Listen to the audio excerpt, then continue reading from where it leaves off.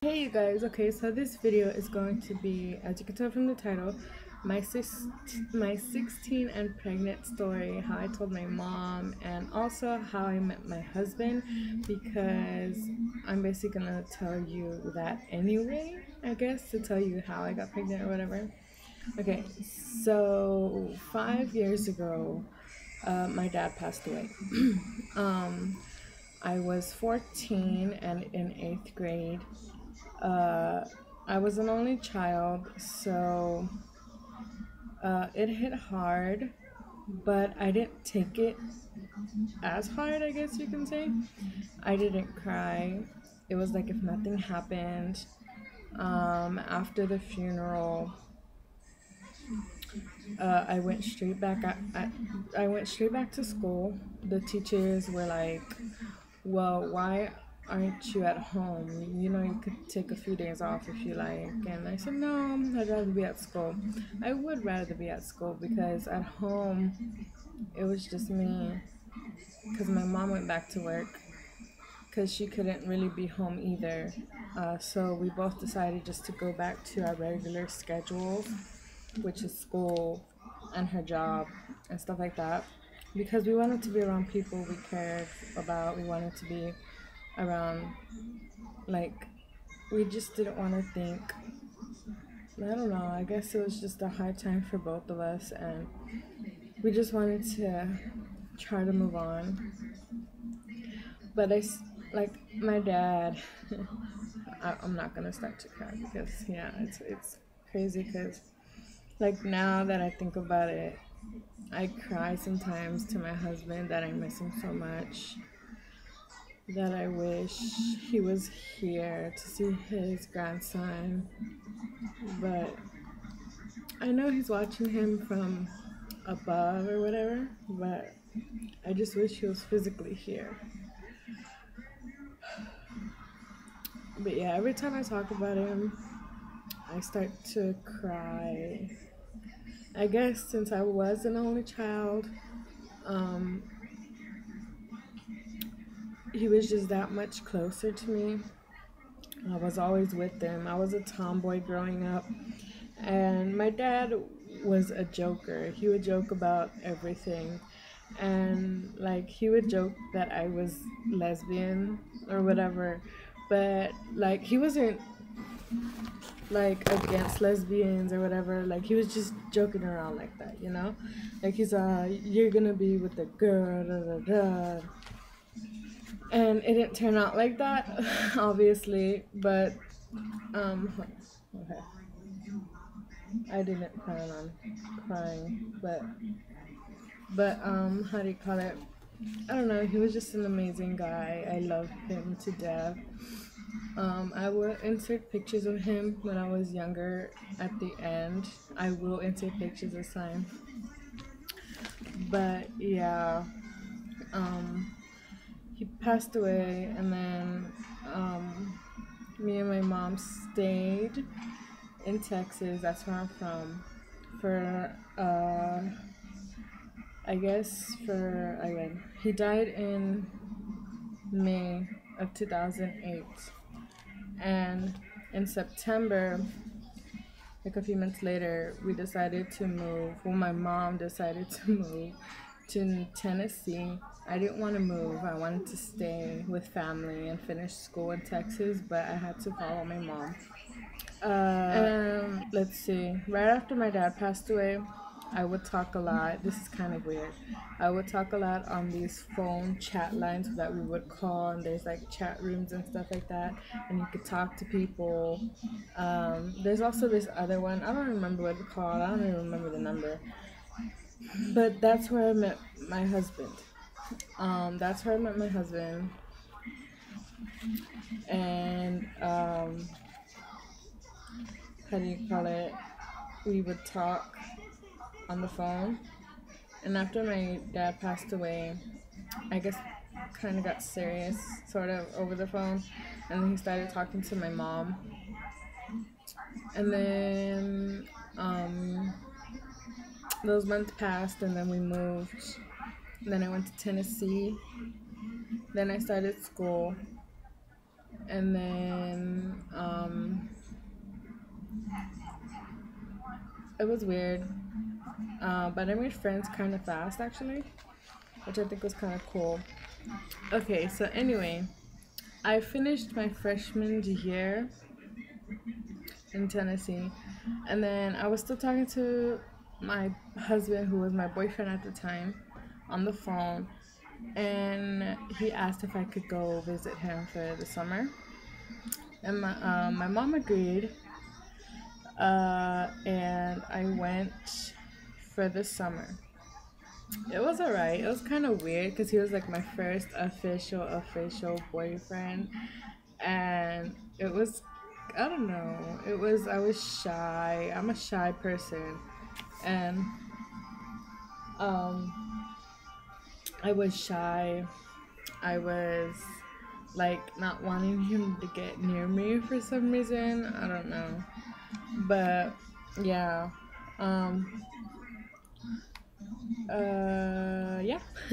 I stayed this summer. It was alright, but we had some downfalls.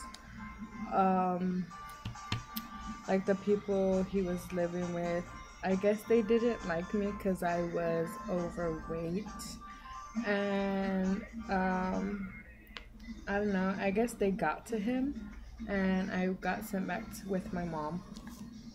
And I stayed for the whole summer, but I did get sent to my mom in August.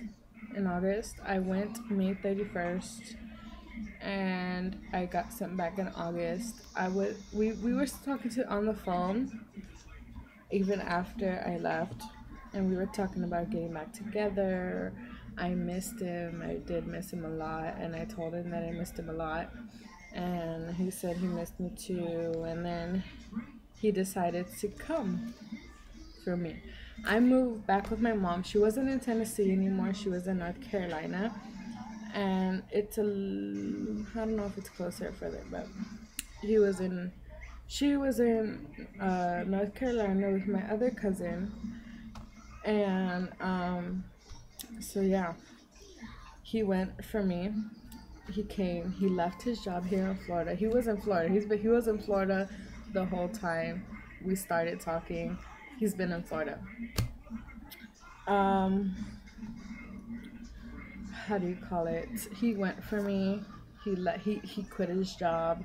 He had a car at the time, which is my car now, which is really weird. He had the car that we have now, and how do you call it? By the way, when I started talking to him, I was 14, and he was 17. Yeah, he was 14 and 17. And then when I went to go stay with him this summer, I was 15 and he was 18. So yeah, there's a 3 age difference between us. Anyway, he went for me. He told my mom that he loved me and he wanted to have a life with me and he wanted to take care of me and all that stuff. And my mom's, are you sure? Are you sure you want to take on this responsibility of her? You have to take good care of her, because if not, I'm gonna come hunt you down. And that's how my mom is. She's really loving and protective and stuff like that. So I love her for that. But yeah, he's like, yes and yes. So I went with him. His sister lives in North Carolina. So when he came for me, we went together to live with his sister to see if he could find a job and stuff like that so we could stay there. But 2 weeks passed. He was getting frustrated because he needs to have a job. He's like one of those people that needs to have a job. Okay, so the people we were staying with in the summer, the guy's sister, her husband worked in the job he's working now, and how do you call it? He offered Julian a job. He offered Julian a job, and it was good pain and stuff like that. So we came back to Florida and we stayed with them. And then we lived with them for a good while. And around February of 2010, because all this happened in 2009, and then we moved back with them. We moved with them September of 2009. I'm like so confusing you, aren't I? In September of 2009, we moved back to Florida, or we moved back to Florida because since I've already been in Florida. And we stayed with them, those people that offered my husband a job. And then in February of 2010, I was late on my period. So I went to the dollar store and bought those tests, those $2 tests, and I took one. It was positive. It was straight up positive. I went and told him, I think it was the weekend because everybody was home. And I told him, I'm pregnant. And he like just looked at me and he didn't say anything. He didn't have any expression on his face whatsoever. But yeah, so I got also, before I actually thought I was pregnant, or before I knew, like I would pass by the dumpsters at our apartments and it would bother me bad. It would bother me bad. A lot of my senses were stronger, I guess, because of the hormones or whatever. So yeah, I was pregnant, and I was 16. Yep. I passed my 16th birthday there, where we were at. He bought me a cake. My birthday was in November. It was before I found out I was pregnant, but I'm like remembering these things while I'm telling you or whatever. But yeah, I was pregnant. I went to appointments and stuff like that. The lady who we lived with, which is that guy's cousin who we lived with before, excuse me, she would take me to my appointment. She took me to my first appointment. She was really cool and chill about it at first. And then we moved different apartments because the apartments we were at, I guess, were too much. So we moved to a different apartment complex. And but yeah, but then she started getting like not wanting to help me take me to my doctor's appointments anymore, which I don't understand because I would give her for gas. I would ask her a few days before, but I guess she just got tired of helping me. So I started taking the bus to my appointments, and I started walking home because a bus stop was kind of far from my apartment, and it was like half a mile to a mile distance from the bus stop to my house. My husband would take me. I would make my appointments really, really early in the morning, and my husband would take me before he would go to work, and I would be at the building where I had my appointments for like an hour to half an hour early because she wouldn't want to take me, so my husband would take me. It was hell the first day because I was carrying books, I was carrying bags because the clinic, since I was also underage, they asked me if I wanted to go to school. If I wanted to finish school, I could go to public school and finish school. They were going to help me out with that, but I don't know, I didn't do it. And I was carrying books that day, and it was hell. It was hot, and I had to stop by the gas station halfway home, go to the restroom, and cool down because it was just horrible. And I was pissed out because she didn't want to help me that day, and like I just didn't even bother anymore. I'm like, fuck it. If she doesn't want to help me, then whatever. But yeah. Um. Anyway, that passed, and then we ended up having disagreements with them. And then I called my mom one day, and I told her, "Hey, mom, you think we can live with you?" And she's all, "Sure, why not?" Da, da, da, da. And then the next day, well, that night, she came for us. She came for us from North Carolina. She was with somebody already. She came for us, and we went back to North Carolina in August, September of 2010. We went back to North Carolina. We stayed with my mom. My mom ended up losing her apartment, so we had to move with my cousin. And then we stayed there for a few months. I finished my pregnancy. I would go to my apartments. My husband found a job. He found a job at a restaurant being a waiter, which he earned pretty good money there. So um, November 30th was my due date. But I wasn't walking like I should. At the beginning of my pregnancy, with the people I live with, I was kind of embarrassed to eat with them. They made me feel self-conscious about my weight. So I would eat barely, and I was losing weight, and I got in trouble at the doctor. They told me not to be losing weight. It could affect the baby. And then when I got with my cousins, I got comfortable. I started eating more, and I started gaining weight. And the doctor was like, "Okay, you're gaining weight. The baby's gaining weight. He's getting bigger. He's almost 9 pounds. Eat healthy, because he's almost due, and you have to eat healthy so he doesn't grow too much, so he won't have trouble coming out." And what Mario has, or had, or whatever, he has a big belly. Like, just his belly is big.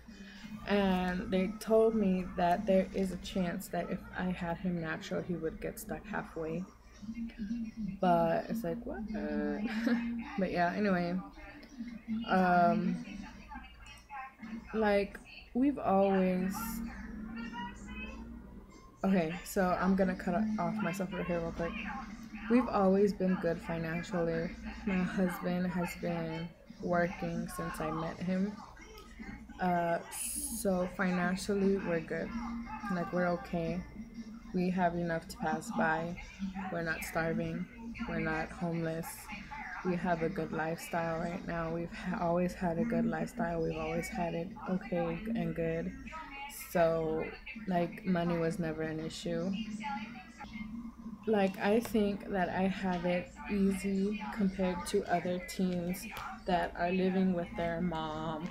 They're still in school. They don't have a job. Personally, I do think I am mature for my age, because I don't know.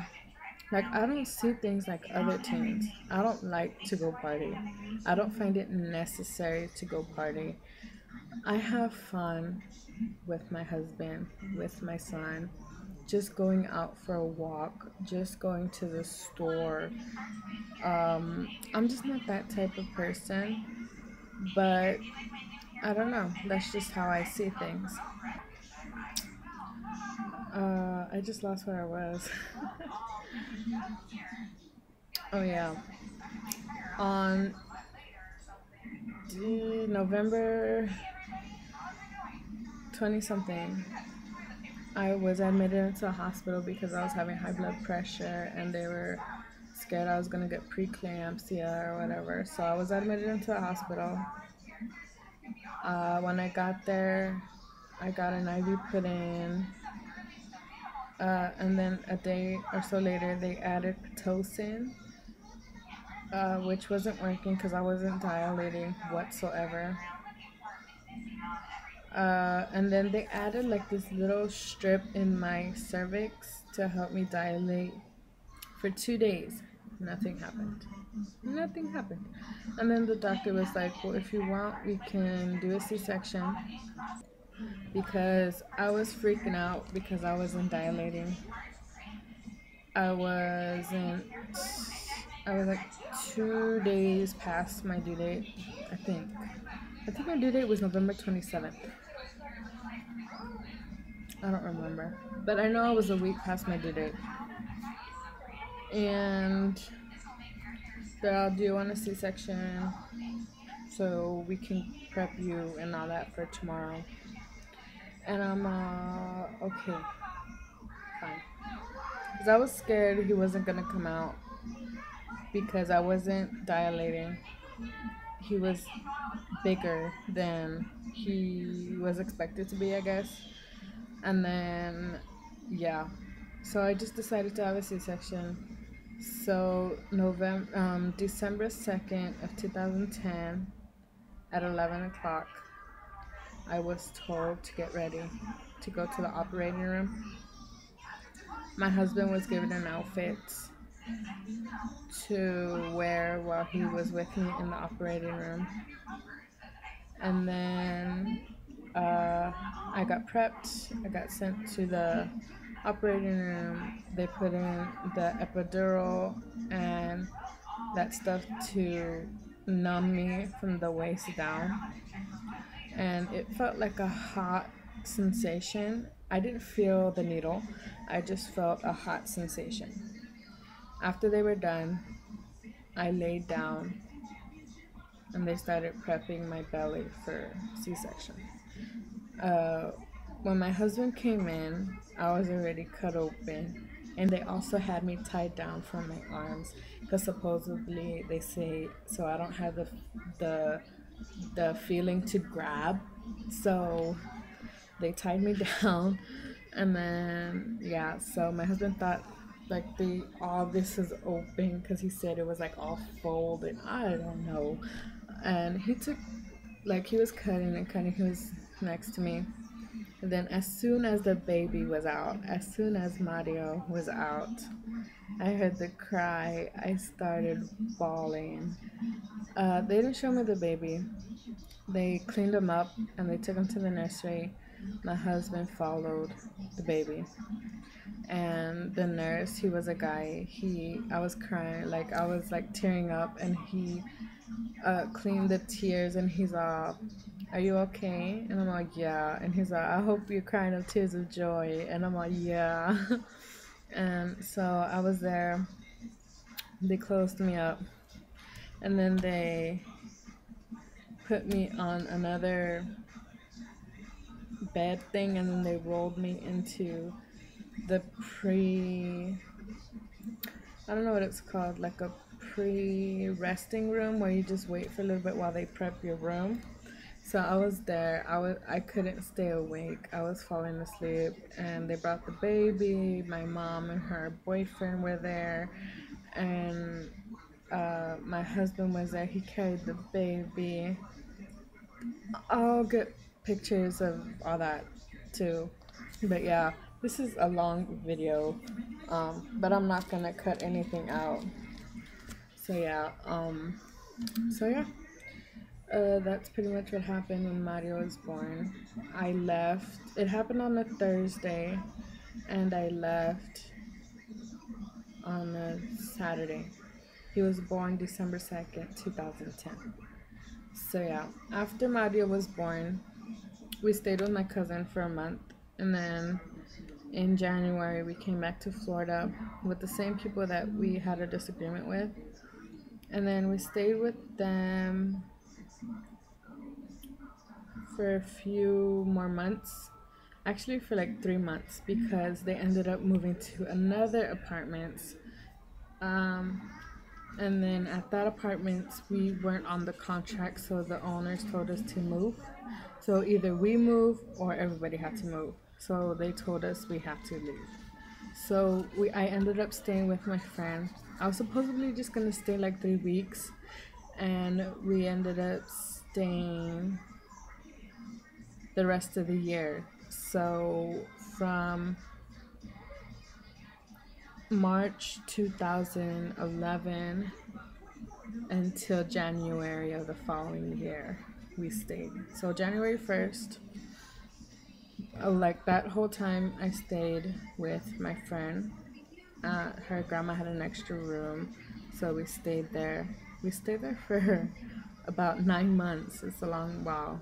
3 weeks turned into 9 months. But my Mario and her son, my friend, she's also young. She's younger than me, and she has a son Mario's age. They're only 26 days apart. But yeah, we hit it off well. We hung out all the time. She was fine. She worked. So I stayed with her grandma and my son and her son at home. And yeah, we stayed there for about 9 months. And then when 2012 came along, we moved here where we are now. But before I keep going, on November 21st, 2011, yeah, we got married.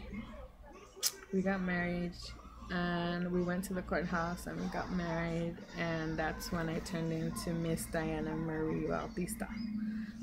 No more Patlin, that's my maiden name.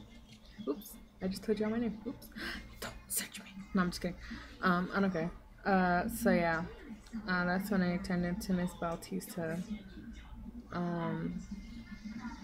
So yeah, and then we moved here, and then we got our car back.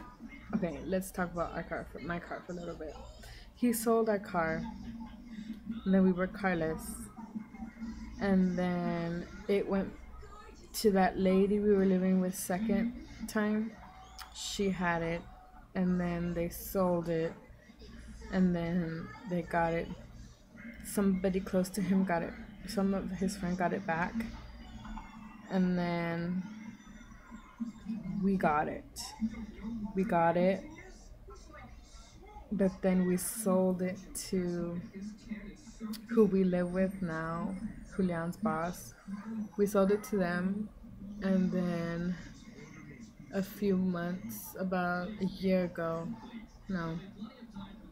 year ago, they sold it back to us. So I've had my car for a year, but I've known it since I got with my husband, I guess. I don't know. So yeah, and then yeah, we got married, and yeah, now we're trying to start on our second kid. But yeah, but we're good. We are gonna go visit my in-laws pretty soon, and I'm excited for that. So yeah, you guys, I know it's kind of long, but that's pretty much my 16 and pregnant. Okay, I never talked about how I told my mom when I was pregnant, and I told my mom. She's like, well, Diana, I told you to be careful if you weren't ready, not to do anything stupid. But I already told you before, you have to learn from your mistakes, accept the consequences. Your actions come with mistakes. Your actions come with consequences, and you just have to accept them. You're the one that did it, not me, so now you have to suffer the wrath. No, I'm just kidding. But yeah, that's pretty much how she is. She's laid back and stuff. She's like, well, you did the crime, you did the time. So that's basically, my mom's pretty chill. But yeah, that's pretty much it, you guys. I know it's kind of long, but yeah. I don't know. It's not a sad story. I don't think it is. But yeah, let me know what you think in the comment section below, and I'll talk to you later.